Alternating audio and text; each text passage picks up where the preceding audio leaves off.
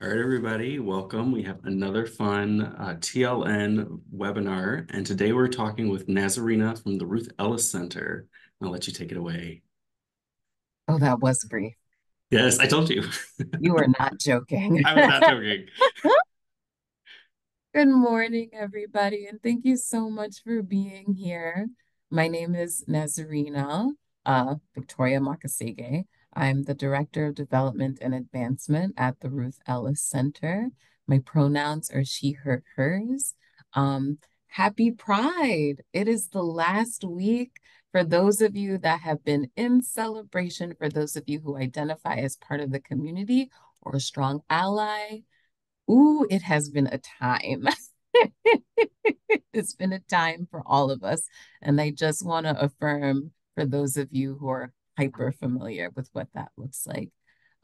Today, I'm going to be talking with you about the Ruth Ellis Center, the services that we provide, why it's important to the LGBTQ community, specifically the youth of our community, which we have a very broad definition here for at the center, and we'll talk a little bit more about that soon, but also what it looks like to be an ally, what librarians especially can bring to support the work in the community, and then just as an individual or maybe individuals in your lives, how you can support some of our young people.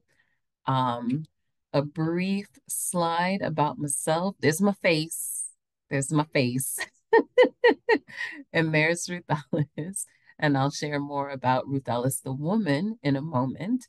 Um, Again, I'm Nazarina. I've been in the nonprofit space for, goodness, my entire career. So at this point, I'm looking at like 15, close to 20 years now.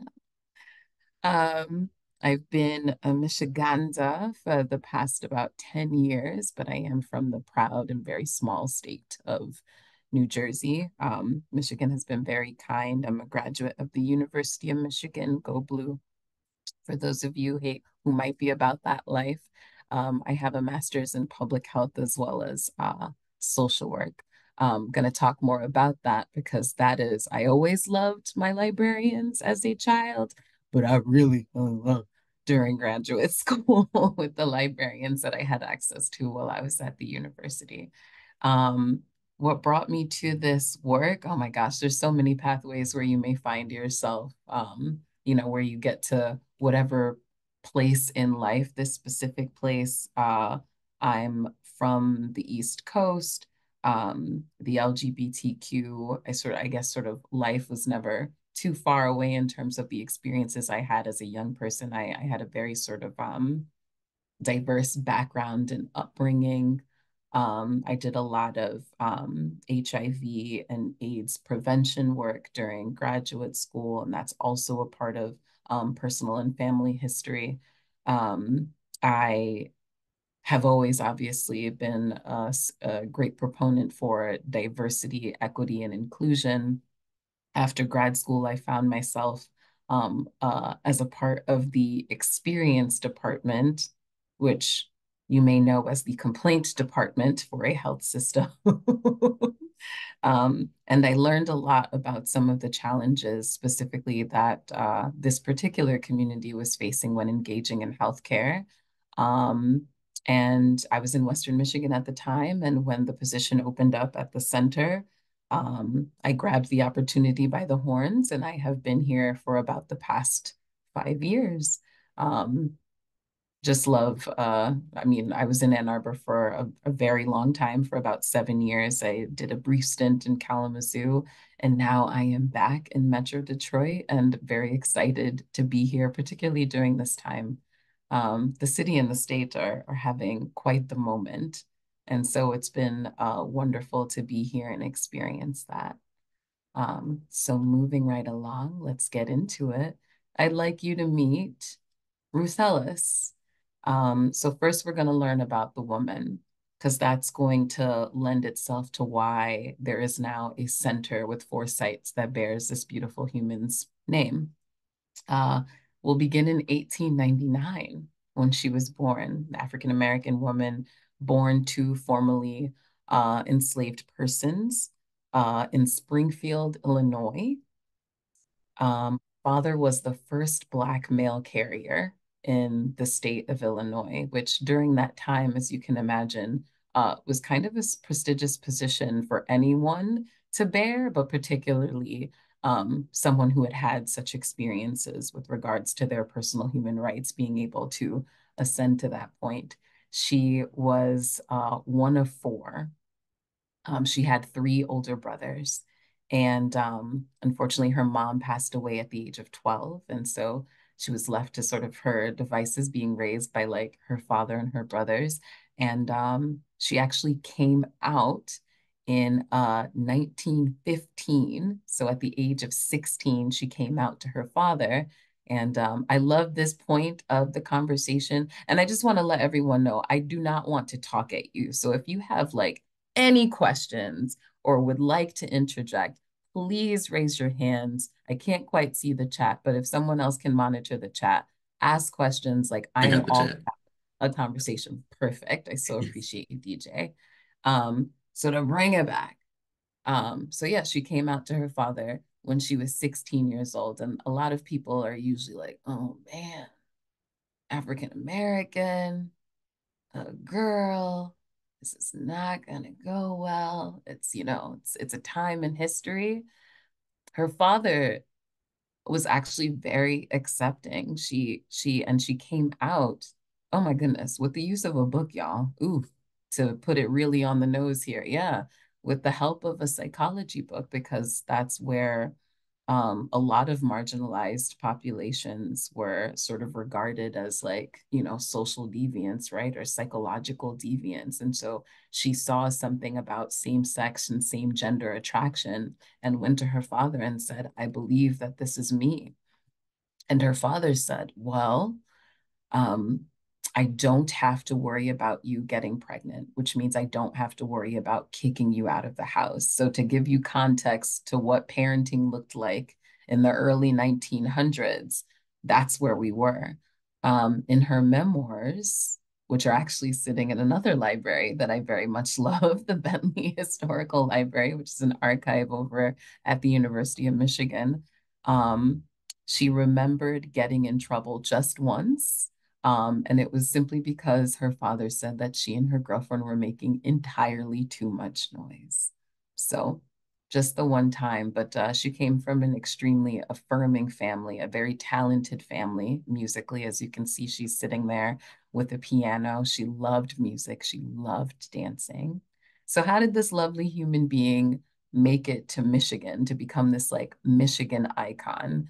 Well, she, after finishing high school during a time where less than 5% of African American women were able to achieve something like a high school diploma, she was able, and she took on some nursemaid duties for the affluential families in the area. And her brother said to her, you really could be making a lot more money in Detroit. I believe that, you should join me here. And so she took him up on that, and he was right. She went from making about three something dollars a week or so to about nine, which during the time in the 20s and 30s was quite a bit of money to be able to use.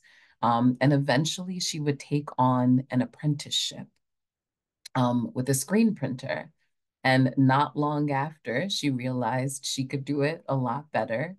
And in the end, bought a home and ran a screen printing business in the basement of her home and utilized it as a space, as a place of respite for those who considered themselves a part of sort of these intersecting identities that she has as both an African American or Black woman, and also as one that identified, I think this is even before really a lot of the terms were used, but identified as part of the community. Um, and when it wasn't what they used to call the gay spot, where people were hanging out and able to be their authentic selves, she was supporting those who were facing challenges in as a result of being a part of the community and trying to be their authentic selves, facing things like housing insecurity. So she was paying tuition, buying food, and providing housing for those that were a part of the community as a means to support. So really, doing the social work before like that really became sort of a more pervasive model in terms of like what we think about social welfare and the net that many of those of us who are falling on hard times utilize to sort of make it through. And I would love for all of us to sort of sit with this for a moment. She was doing this in like the 30s and the 40s and the 50s and the 60s. She would own this home with her lesbian partner, Babe Ceciline Franklin, for 35 years, in a time where you needed a man for a bank account. That way, the fact that she was able to buy a home and run a business, and then also like living on the margins. I mean, she's also on top of someone who would not have a husband. She was also a Black woman who was really able to thrive, and then understanding this great fortune that she had, but also that she earned and worked really hard for. Um, was able to then take that and utilize it to the benefit of the many communities that she considered herself a part of. So it's really important to sit with that. There were a lot of firsts with this incredible human being. And so there you see her. She's in the basement of her home doing the work. And I know that many of you are able to acquire this information, but it's in the archives. I'm sure you all know exactly how to find it. That's why I'm such an incredible fan of librarians. But yeah, this is her in her home doing the work, doing it better than the person that began teaching her. Um, and she would do so well. She would do so well.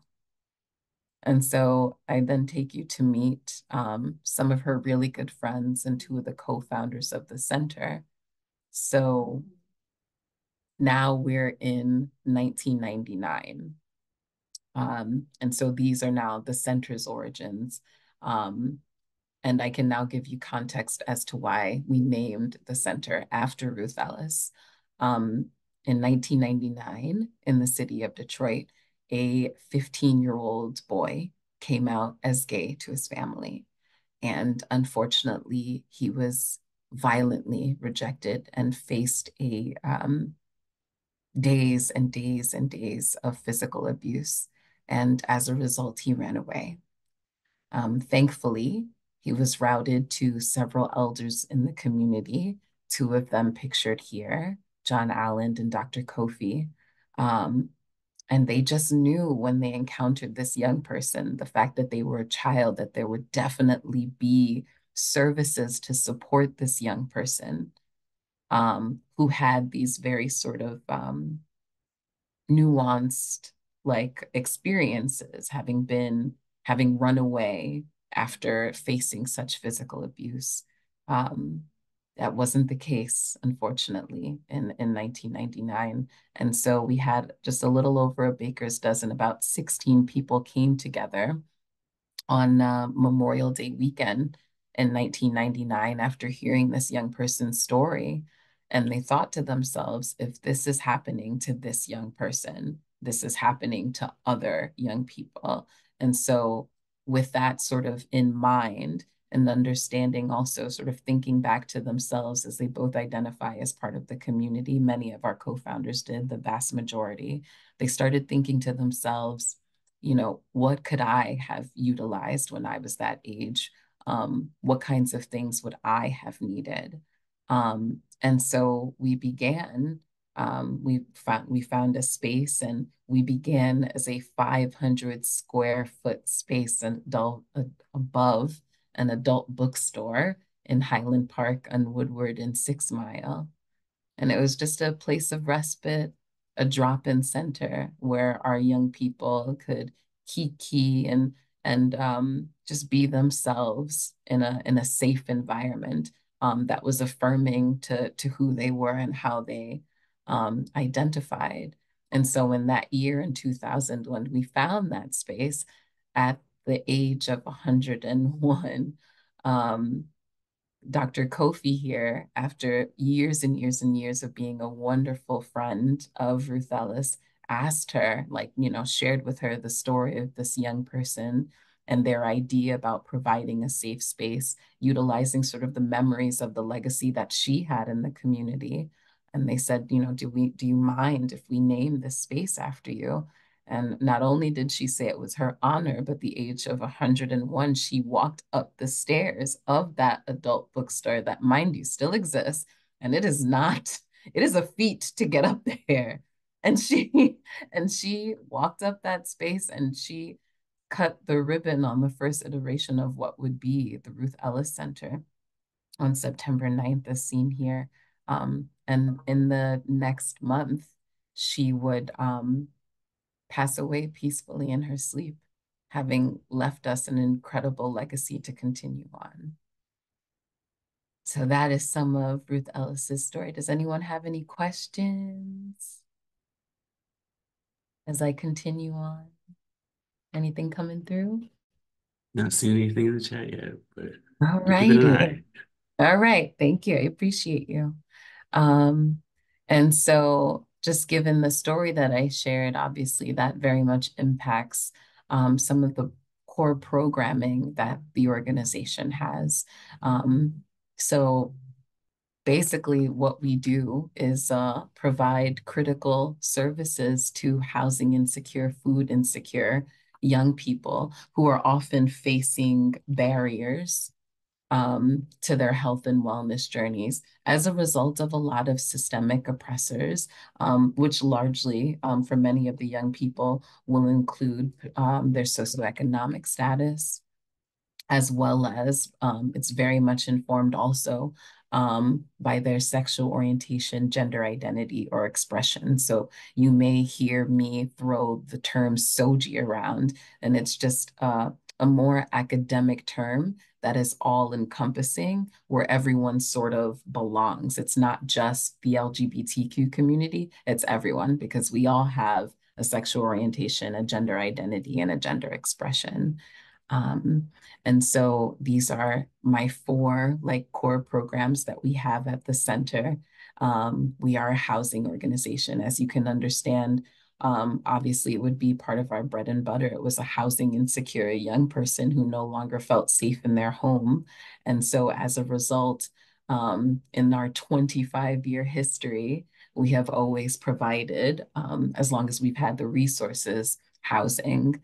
In our current state, we actually have a physical manifestation of a housing program. It's called the Ruth Ellis Center.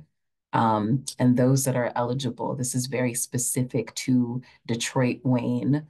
We have something called the CAM, which is like a housing continuum, in which young people, if you have been housing insecure for a year or more, and you identify as part of the community, and we happen to have space, you may be routed into the Ruth Ellis Center. So for those of you that are very familiar with the Detroit metro area, as you're coming down Woodward into the city in the neighborhoods of New Center and Piety Hill, if you were to look right just past a Marathon gas station, you would see this gorgeous mural of Ruth Ellis against a car. We are the Motor City after all. And that is the building. It has 43 units. Some are studios. The vast majority are one-bedroom apartments where we are currently housing young people, and not just young people, but many of them came to us with families. So for the first time in our history, we have about a baker's dozen of children under 5. So we've got some littles. In that space, it was important to us sort of understanding how traumatic housing insecurity, especially prolonged housing insecurity, could be. And so we have a permanent supportive housing model, which means that the young people and their families are there for as long as they need to be. In that space, our housing department is housed, and so they have case managers that work really closely with them so that they can focus on goals, so that when they are ready to transition, they are able to do that within that same space. As you can imagine, as I shared some of the challenges that are faced by our young people with regards to receiving health and wellness services, we actually have a health and wellness center inside of the building. We have some incredible partners in Henry Ford Health, And the center works with pediatrics as well as infectious disease and family medicine. So we're trying to get everyone, the entire community, particularly those specifically who identify, the best possible care. It's either free of charge, low cost, and they accept insurances because they are two Henry Ford Health sites of care. We also have something called scattered site housing. We have some wonderful relationships with some extremely well vetted and thus affirming landlords. And we receive grant funding to support housing these very vulnerable young people. Because for those of you who may not be aware, in some most major metropolitan areas, obviously we know housing insecurity, from what I'm learning, is a worldwide issue. And it is very much a concern in this country, but particularly in our larger, like metropolitan areas. And in some spaces, more than 40% of those who identify as housing insecure are also a part of the community. So there's this incredible over-representation because obviously the stats may not be totally accurate because one may never know exactly how they identify. But if a community is 10% of the population, to be 40% to face housing insecurity at that rate, there's obviously many reasons why. And for some of our young people that we're engaged in working with, it's because of their identity that they find themselves housing insecure because there's just a lot of other barriers and a lot of other hurdles placed in front of them so that they're able to get to what their version and vision for success might look like. Um, as a result, we have an integrated health department here in the context of our organization specifically. That just means that your therapist and your doctors are best friends and they talk about you together all the time to ensure that you're receiving the most holistic care as possible. And so Ruth Ellis Center, we have the great honor, we have a wonderful behavioral health department with a plethora of people with different kinds of backgrounds. So we have social workers, we have counselors, we have master's level psychologists. We even have some art therapists here. So if anybody knows any really good ones, we have an opening. And actually in the Claremont space, we have an art studio, the only open art studio that is supported by Detroit Wayne's Integrated Health Network, which is the entity that covers Medicaid in the Detroit region. And it's our great honor to be able to provide just an additional medium to support a young person and their family through that healing process. We also have a program called Health Equity and Outreach, and they're sort of an entry point for a lot of our young people. Many of our young people, and I've been noticing specifically just over the past couple of months, we've experienced quite a bit of growth, unfortunately. For many of you, you may not understand, but my job is to do my best to work myself out of a job. As much as it's my honor to be here and to be able to do this work, you can imagine how heartbreaking it is to see a surplus of young people that are facing housing insecurity, often as a result of how they identify and what they consider their authentic selves. And so one of the manifestations or one of the units of this specific department, we have something called the drop-in center. So on Mondays and Wednesdays from 3 to 8:30, our young people can come if they need to take a shower, use the bathroom, if they're looking for some gender-affirming clothing, if they're looking for seasonally appropriate clothing, if they're looking to have a hot meal, if they're looking for food for the week, if they'd like to follow up on a job application, check their email, hang out with their friends, just sort of debrief, if they want to do a bit of dancing, if they want to do a bit of voguing, if they'd like to do a bit of laundry. All of those things happen in the drop-in center here at 95 Victor and Highland Park. They also do quite a bit of canvassing, and they spend a lot of time in the different areas and spaces in which our young people typically gravitate to, places that they find safe while they're without secure housing. And then, as you can imagine, I'm sure to many of you, this sounds like a great social experiment, and it indeed is.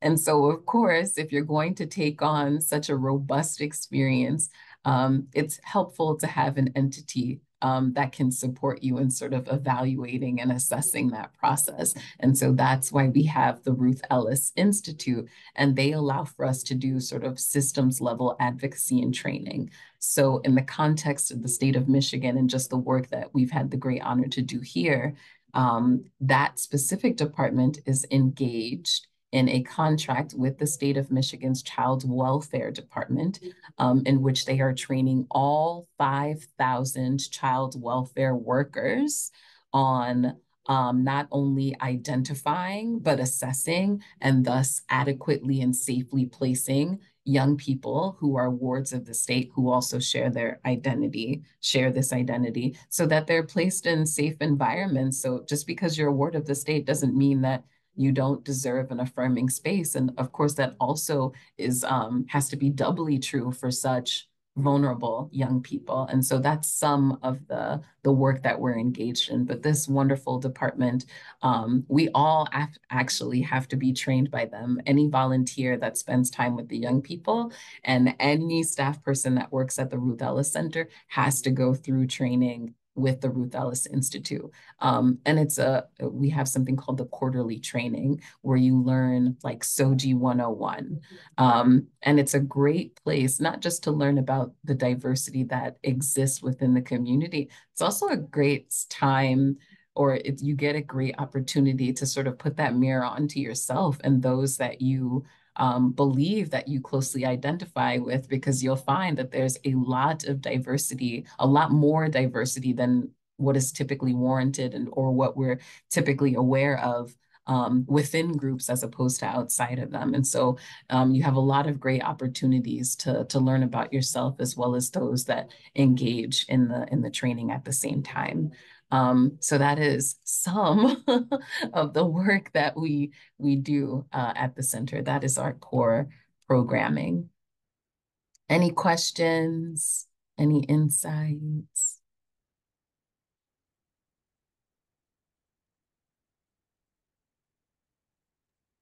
Thing is yet? Nothing yet. I have a good question though. Kind of going off of making sure that people are getting placed with affirming and accepting. Oh, we do have a question while I'm saying this. Okay. But making sure that people are getting placed in affirming and accepting households. Yeah. Does that by any chance help to reduce the amount of people running away from placements, or Oh, for example? absolutely. Yes. I mean, yeah. So this entire thing, or this relationship that we now have with the state, came together to reduce those instances and has very much impacted. And not only that programming, because like literally every child welfare worker has to go, it is like mandatory, they have to go through this training, because the idea was they wanted better outcomes for the young people who identify as part of the community. And actually, that's part of the reason why we do our best. We actually have another program because we provide behavioral health care that focuses specifically on families to try to hit the root cause of those poor experiences that our young people are having. And so the idea is to keep families together. It's something called either like family preservation or the family acceptance project. And the idea is maybe the state has identified that the young person's identity or other barriers, may exist, has become a point of tension within the household. And so the idea is that you have an entire team that includes a peer support partner, a parent support partner, and a therapist specific for the young person, and they're working together with the entire family. So not just like, we're not doing one thing over here, one thing over here, like all together, sort of an all-encompassing function, with the idea that like, you are not going to go on this journey alone. this young person is going to have the time and space to learn about themselves and what it means to be a part of the community and what that could potentially look like for their experience. But it's also, it's like, yes, mom, dad, grandma, grandpa, auntie, uncle, little siblings. Yes, you now have this person that you've always loved, and now they have a new identity and they're a part of a different community. And here are the different things that you can learn to affirm, you know, this young person while also like learning to love like this new version of a person you've already known. So we do our best to try and hit home, like housing insecurity and homelessness from a couple of different ends, right? And I Yeah. did see a question about Yes. an equivalent In Oakland County. yeah. Um, so that I'm not entirely sure of. We have some incredible partners in affirmations, but they are a community center where we're like sort of focused on youth specifically, and this is sort of a safe space for very vulnerable youth. Affirmations is a community center where the community can partake in a lot of different things, in a lot of different events and participate in a community, but it is very sort of open, whereas we might be a bit more like a bit more closed just to sort of protect like very vulnerable young people. So for a young person who may be facing similar issues, they may engage with affirmations and with like help and be routed to affirming healthcare providers, and then potentially be routed to organizations where their bread and butter might specifically be housing insecurity, but it might not look the same because like we have housing but specifically for the young people that are a part of our community. So there's definitely ways in which a young person can get routed to resources, but the pathway may look different outside of Detroit Wayne. But we have had young people even come that engage in services and really great programming at one center like Affirmations, and then they'll come to us for like their health and behavioral, like healthcare, just because they like the integrated nature of it. I mean, literally, I have walked into meetings where they're talking about a young person I know, and it's just the doctor and the therapist carrying on and you know, understanding the different pieces of the puzzle that they're getting from the young person to ensure that like they're working in a way that's like, you know, for the whole person. Um, and then I There saw was a another. there was Oh, another question asking yeah. about Soji. Yeah. Hi, Jill. Yeah. So SOGI, yes. So it's, you know, an acronym simply means sexual orientation, gender identity, and expression. And so the understanding is meant to be we all have those. Now, when you're speaking specifically to the LGBTQ community, you might use the term diverse SOGI. So there's like that recognition that there's different identities that are underrepresented in a myriad of ways. Give me 1 second. I Yeah, will you're be good. right.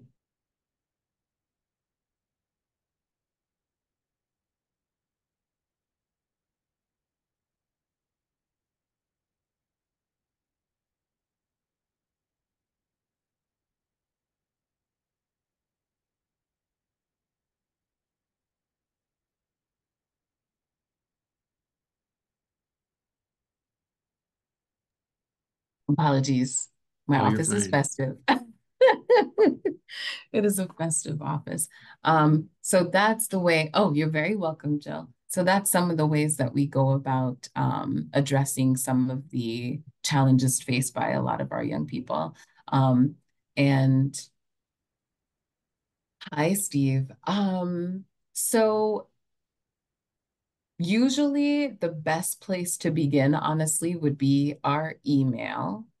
And that's for any like sort of general inquiries, info, info at ruthelliscenter.org. And then once those correspondences begin, we can sort of get to the root of how we may be able to support. And then the inquiry would be shared with like the behavioral health department or the health equity and outreach department or the housing department or things along those lines. Awesome. But we do have a phone number and you are always welcome to call.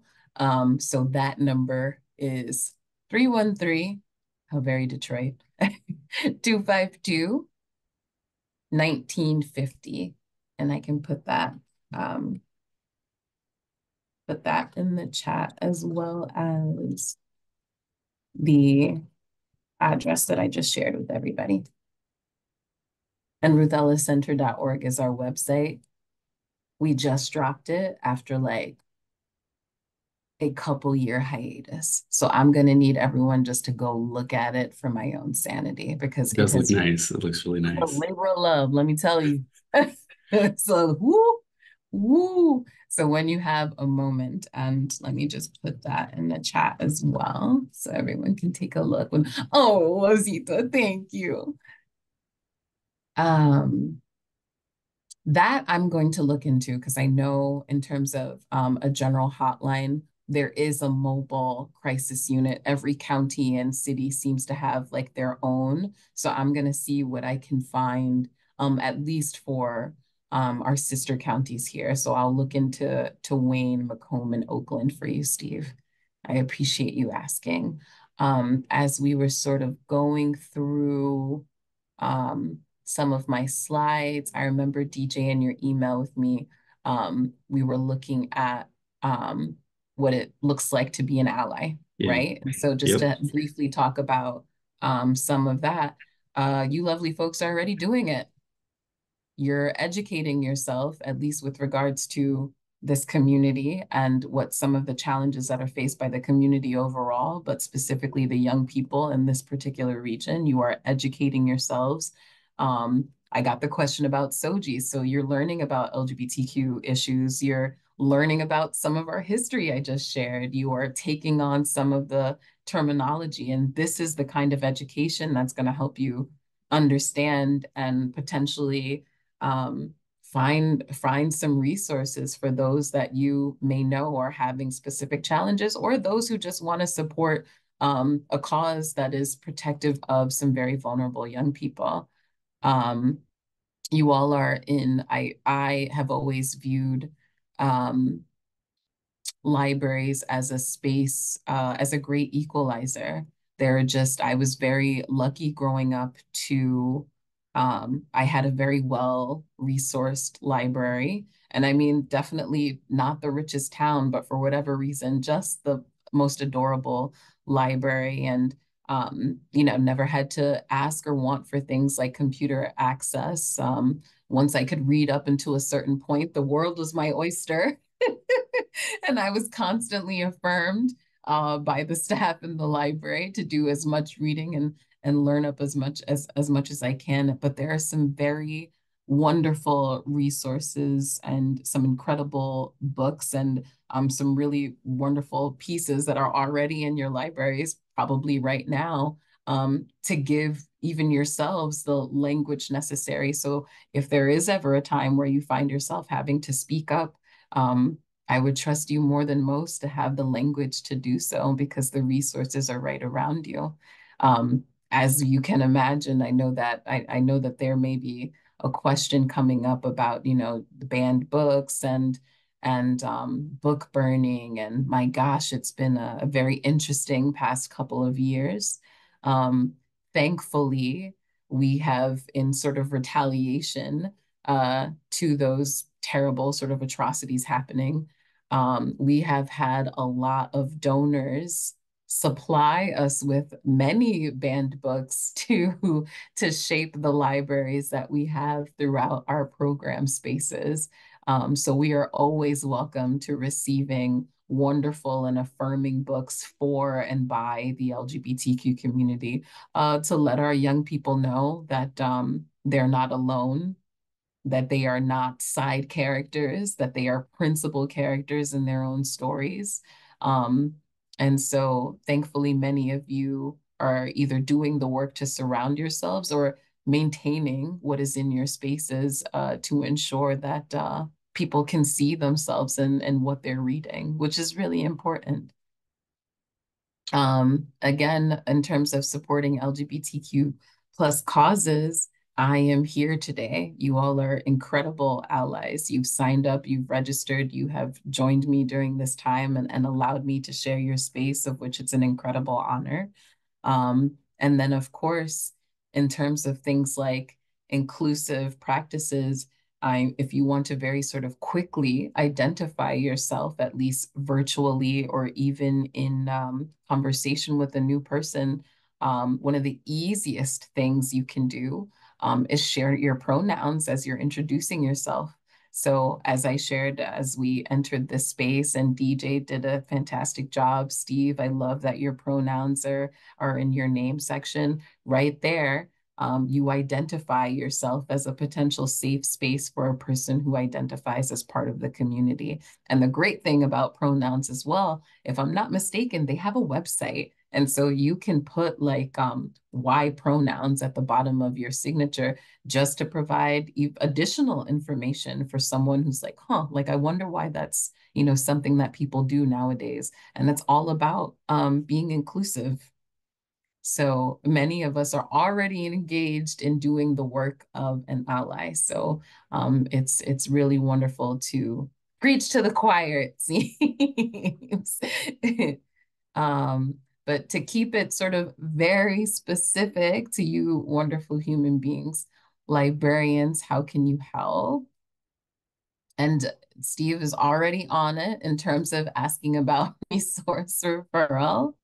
Um, Obviously, information dissemination, community connection, educational support, and even health and wellness guidance. In terms of resource referral, if you know or if you've encountered a young person or a family with a young person, and that we very sort of loosely define that here within our health and wellness center, because we work with pediatrics, we're able to take care of children as young as 4 or 5, though the vast majority of our young people will begin at the age 13, and they're able to receive care within our pediatric space up until their 31st birthday.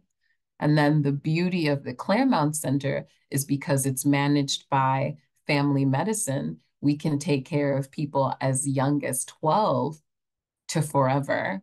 So even though we are very much a youth organization, that of youth and young people, we love a multi-general approach, even if it means that we're able to engage just within the context of clinical care. The fact that an elder, which is what people of a certain age, I could not tell you which one. I think you at some point maybe just feel like an elder in the community.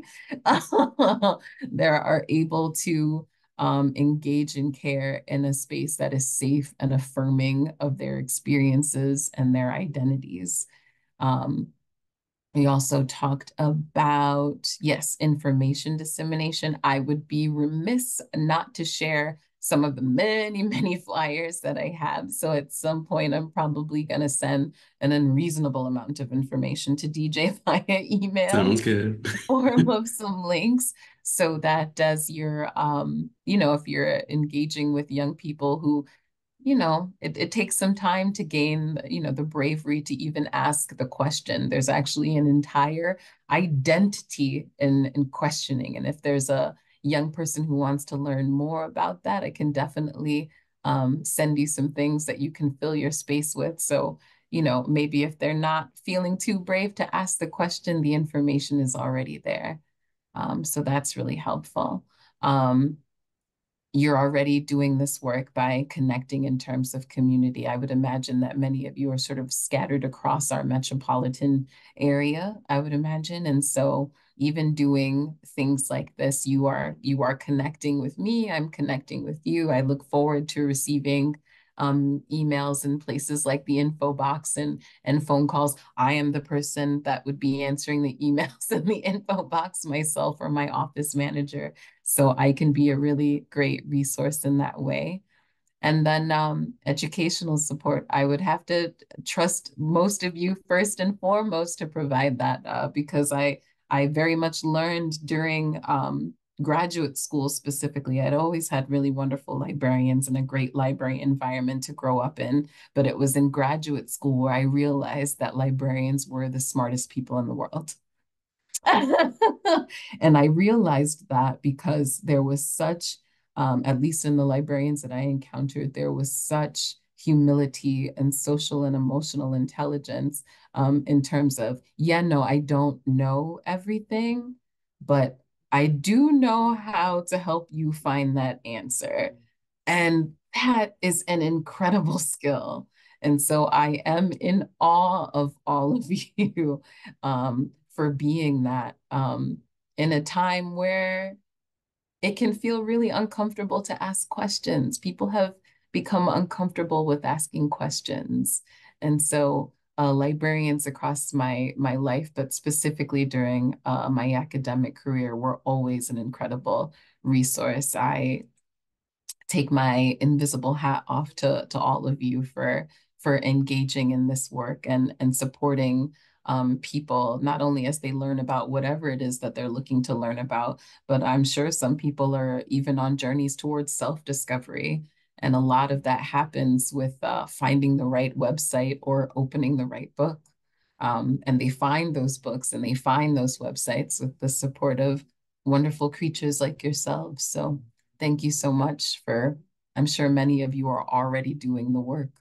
And then in terms of health and wellness guidance, just knowing that there are, thankfully, especially now, for a lot of our local healthcare systems, there are filters where people that consider themselves a part of their identity can look specifically for LGBTQ affirming healthcare providers and therapists and a bunch and a slew of other different specialties.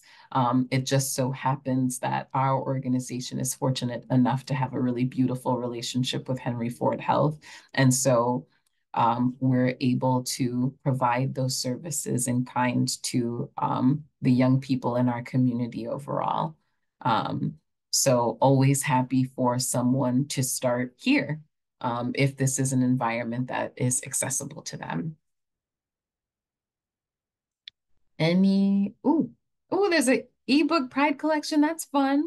There's a lot of links in the chat. I will say I'm this. very excited. That's very exciting. Steve has been librarying it up. Props Yes, to I Steve. I will make see. sure to include those for the YouTubers in the show Yes. notes. But yeah, we have a really fun ebook Pride collection, which is Oh, cool. available. So That is very exciting. Yes, and I'm very familiar with some of these other centers as well. I did let slip that I lived in Ann Arbor for 7 years. Obviously, most of that was like in a library, but but never too far from the community, and a huge fan of Gym Toy as well as the Neutral Zone, which is a youth-focused space as well. Um, Very, very cool. Thank you so much for sharing. I love the fact, of course, I would also be learning in this space. You all could not resist. that's right. That's right. That, and I'm appreciative of it. Um, And so, for those of you who consider yourselves part of the community, I would be, I think, remiss not to share. A lot of people love to say like LGBTQ community. It's a quite a bit of alphabet soup. Um, there are so many communities that are represented by that acronym. And so it is very important to understand that there is such a diversity in experiences. You can have the same sexual orientation, gender identity, and expression as someone else and have an entirely different experience. And I think it's really important to understand that this identity is very much a spectrum. And for many people who identify as part of the spectrum, the experiences can be very fluid as well. What may seem right one day may not feel right or look right the next day. And so just sort of, having that understanding, I think, as part of the community is very, very, very, very important. Everyone doesn't like the same things, right? Everyone's not doing the same things. But the best part about Pride is, thankfully, at least what I've experienced just over the course of this month, there is a little something for everyone. And there are so many spaces that focus on inclusion and belonging. And it's like, even though there's a wide breadth of diversity, even though there's a variety of experiences, even though we may all be having different challenges and different triumphs, there is space for everyone to belong. And that's really, I think, the beauty of being a part of the community, is that there really is something for everyone. Everyone belongs somewhere, even if you don't necessarily identify as part of the community, but maybe one of those words is yours. There is definitely a space created for you within the acronym and within the spaces that are for people that identify as any of the letters in the acronym. Because LGBTQ, like that plus, has a lot of words after it, a lot of words and many, many flags. And that'd be a fun resource, Steve. I know you're doing the links. If you can find one for the flags so that people can see all of the different flags that exist. No pressure, but there are so many. There's so many. It's a huge community. So just being hyper aware of those ideas. And that, at the end of the day, because it's diversity, obviously people are going to have a lot of intersecting identities. Like I said, simply because someone may identify same SOGI as you, it does not mean that they're having the same or similar experiences. Their lives can look very, very different. And so making space for those differences and also celebrating them is really what is going to keep the community in all of its variety together. Making space and allowing for people to be authentic and genuine to who they are, and celebrating those things is really, really important. And that's probably one of the best parts of, I think, Pride Month that at least I've enjoyed personally. And then to just take it as, for those of you who may have questions about like how you may be able to support the center, there are many, many ways. As you can imagine, it is a nonprofit. We're very creative. I mean, we're in Highland Park in Detroit. After all, we're scrappy. We get things done. Um, Obviously, we have some incredible programming. I didn't even share with you all Thriving Futures. We have an entire employee pathway program. And I really would love to link some of you, if not all of you, to that program, because I would love for the studious among my young people to see in themselves that like you could be a librarian. And like some of them are such, oh my God, the way that they're able to search TikTok, it should be illegal. It's like, why aren't you in the FBI? Like, what are we doing here? Why aren't you working at the library? Like, you seem to know how to access all kinds of information. The idea is that these young people are engaging in with different industries, with mentors with whom they can closely identify to potentially see themselves in that career. And this is, I think, the third cohort. This is the third cohort we've had since over the past 2 years. And many have gone on into these respective industries. We have automotive represented, of course. We have financial represented, hospitality.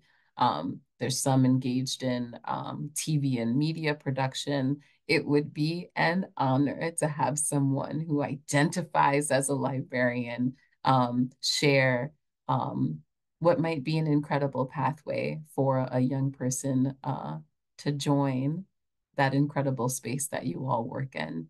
So that's one way that you all may be able to support the center. As you can imagine, like I was saying, we are a nonprofit. Resources can be really hard to come by.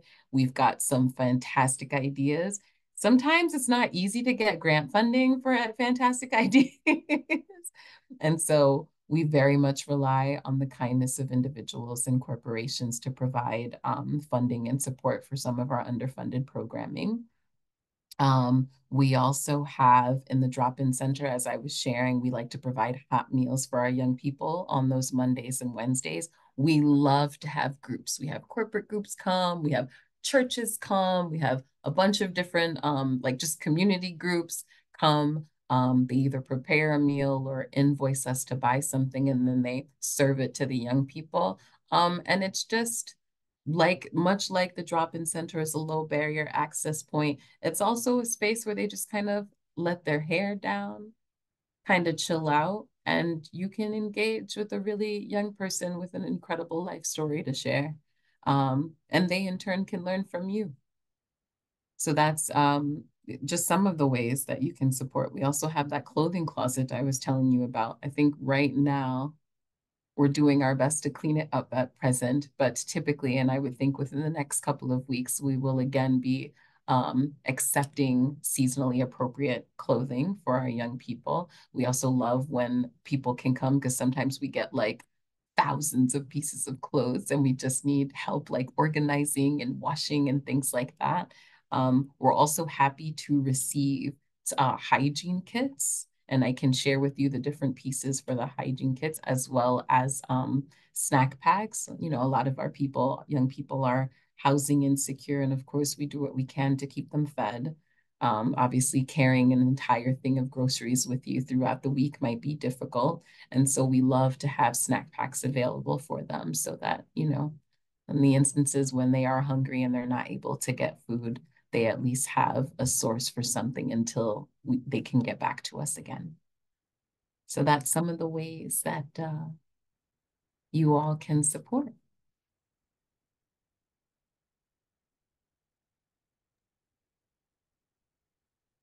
That was my last slide, beautiful people. Okay.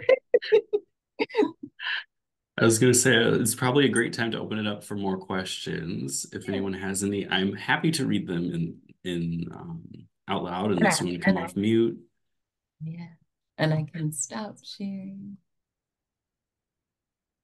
But hello, everybody.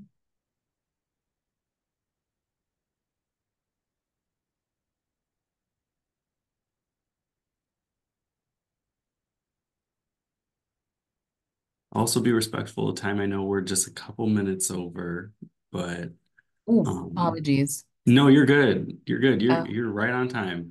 oh, good.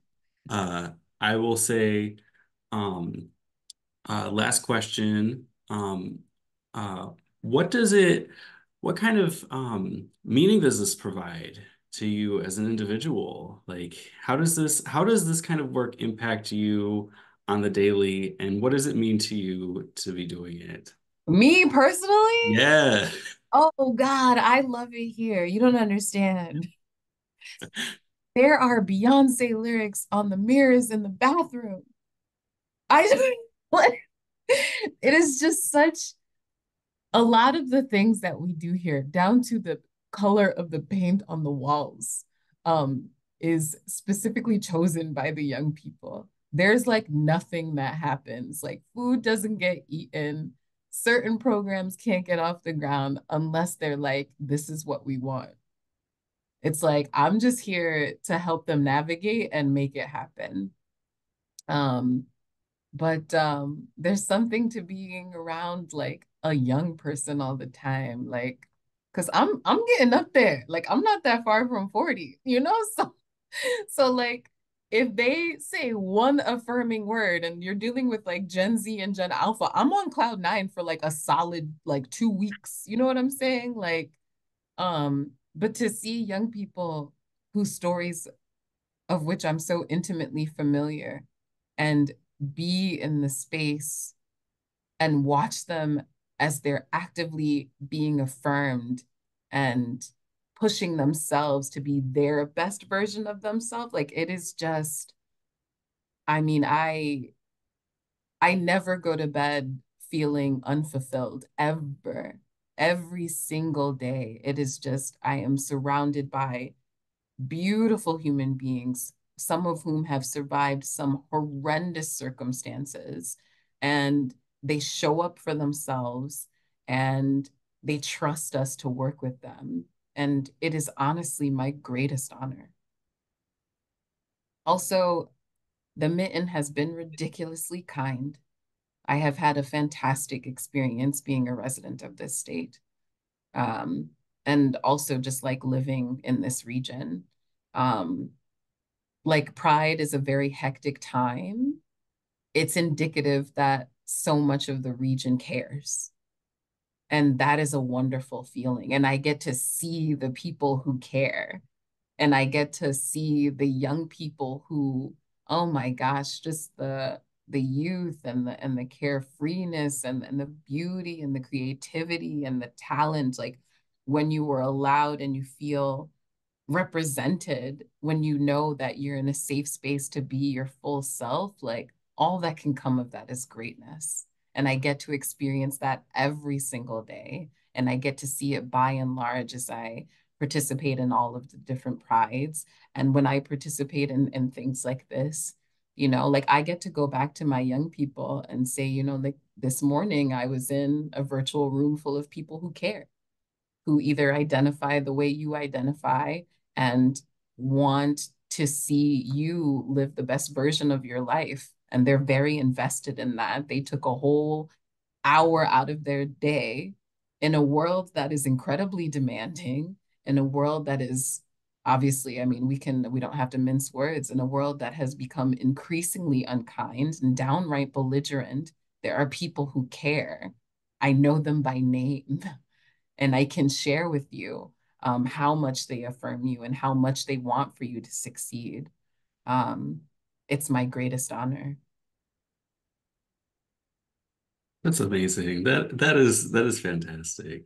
Um, thank you for everything. I want to make sure no one else had anything else in the chat. Davina, Brenda, Jill, any words? Oh, you're very welcome. And I gotta say, as a person from New Jersey who's a huge fan of Italy, I love Italy. I have friends in Italy. One of my closest friends, his last name is Angeletti.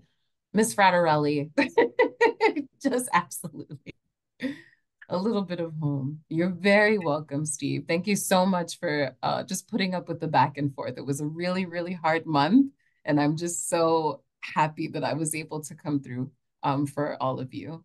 Yes, very much. Thank you, Jill. Thank you so much for sharing this space. It's my honor, sincerely. Yes, Huge fan. So. we're so happy that we had you. Oh, go ahead, go ahead. No, I was saying there's like a beer festival, I think, in like either Farmington or Farmington Hills. It is just, they've got the cutest downtown. Oh my gosh. Yeah. I just wanted to thank you for Of course, everything. DJ. And we'll kind of wrap up the recording here. You can check out our other videos, but Yeah, take care. thank you. Have a good one, everybody.